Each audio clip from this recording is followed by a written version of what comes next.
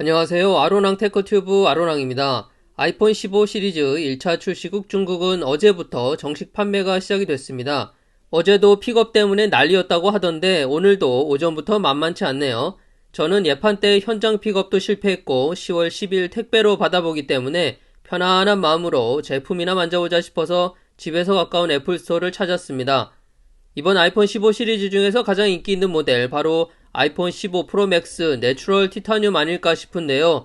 일단 휴대폰을 잡았을 때 바로 가벼워졌다 체감이 됐고요. 그립감이 전세 대비에 더 좋아졌다는 느낌을 받았습니다. 그리고 한간에 이 내추럴 티타늄 색상이 골드빛이 돈다 이런 얘기가 좀 있었는데 전혀 지금도 보시면 색상이 조금 들어간 것처럼 보이죠. 이건 그런데 조명 때문에 그런 겁니다. 실제로는 완전 그레이고요. 또 측면 벗겨짐 이슈 이런 얘기도 들렸는데 직접 보니까 그냥 단순 지문이 묻어나는 거였습니다. 이슈거리도 안 되는 건데 초기에 오해할 만한 사진들이 올라와서 다들 걱정 아닌 걱정을 했던 것 같고요. 물론 블루나 블랙 모델의 경우 지문이 상대적으로 두드러져 보이는 건 사실입니다. 하지만 옷으로 한번 쓱 닦아주면 바로 없어지기 때문에 문제라고 부르기도 좀 민망해요. 저는 오히려 후면 스크래치가 눈에 띄었습니다. 전시 이틀 된 건데 벌써 스크래치가 좀 있더라고요. 후면이 전세대 대비 스크래치에 취약해진 게 아닌가 싶기도 합니다. 블루도 보시면 맥세이프 충전기 자국이 잘 보이죠. 물론 전시 제품이라 맥세이프에 계속 붙여두니까 그럴 수도 있는데 아무튼 생폰으로 사용하실 분들은 참고하셔야겠습니다. 그리고 프로와 프로맥스 광학줌 문제, 자주 사용하는 3배 줌이 디지털 줌으로 구현되는 프로맥스, 그래서 구입 시 주의해야 한다라는 의견들이 많았는데 저도 직접 비교해보기 전까지는 조금 우려했던 부분이었고요. 그래서 직접 봤습니다. 왼쪽이 프로 광학 3배줌, 오른쪽이 프로 맥스 크롭 3배줌입니다. 광학과 크롭 이미지 퀄리티 차이가 날 수밖에 없는데 그런데 그 차이가 너무 심해서 사용하기 어려운 수준인가? 꼭 그렇지만은 않은 것 같습니다.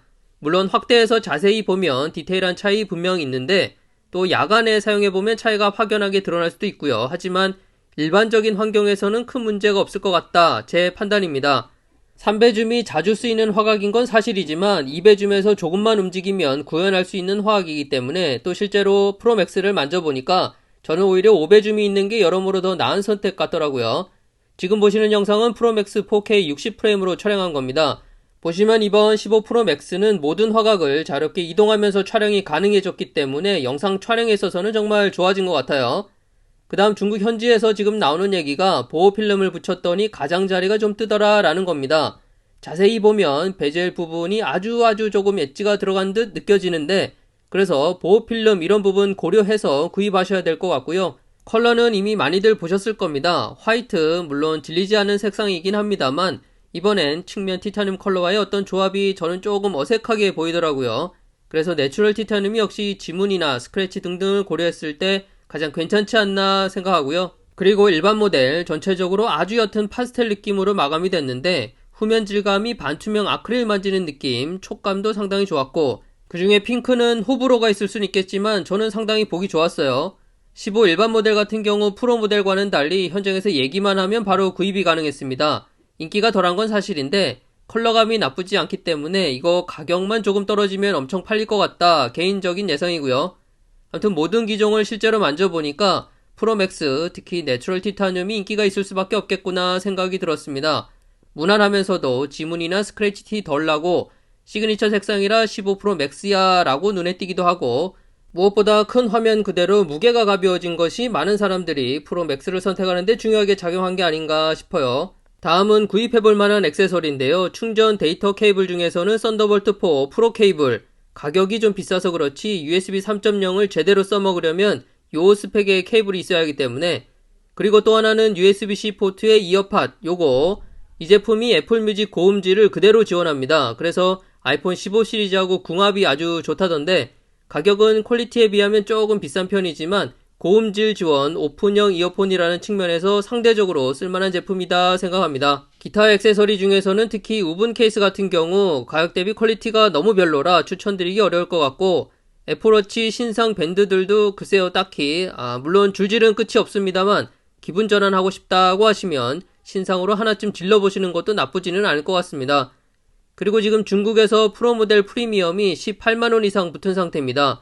저도 좀 빨리 구해볼까 싶어서 우리 돈 4만원에 흥정을 좀 해봤었는데 적어도 10만원은 달라면서 그래서 결국은 못 샀고요.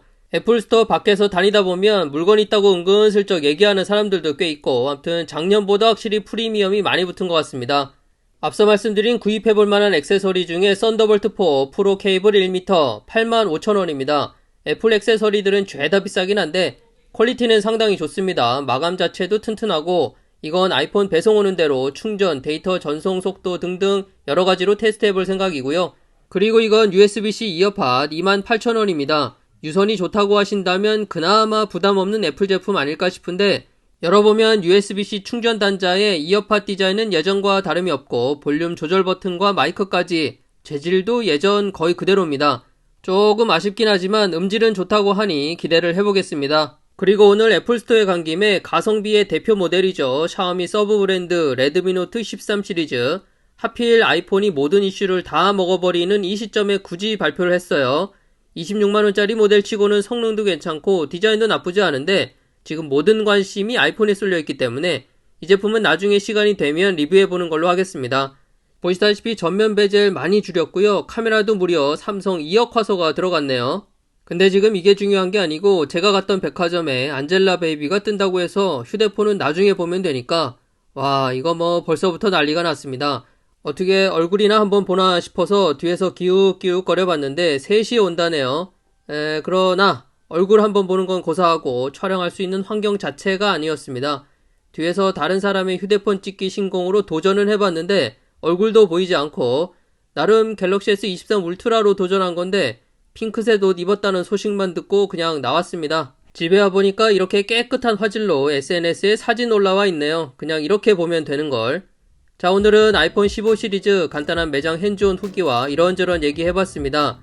매년 느끼는 거지만 실제 만져보면 아이폰은 뭔가 제품을 참 잘 만든다 이런 생각이 들어요. 200만원 넘는 휴대폰인데 프리미엄 붙고 줄 서서 계속 픽업하고 있고 여러모로 대단한 것 같습니다. 사전 예약에서 매장 픽업만 성공했어도 기분이 참 좋았을 것 같은데 픽업 기다리는 사람들 옆을 그냥 스쳐 지나가야 하는 이 심정. 다음주 매일 아침 매장 픽업 물량 계속 시도해 봐야겠습니다.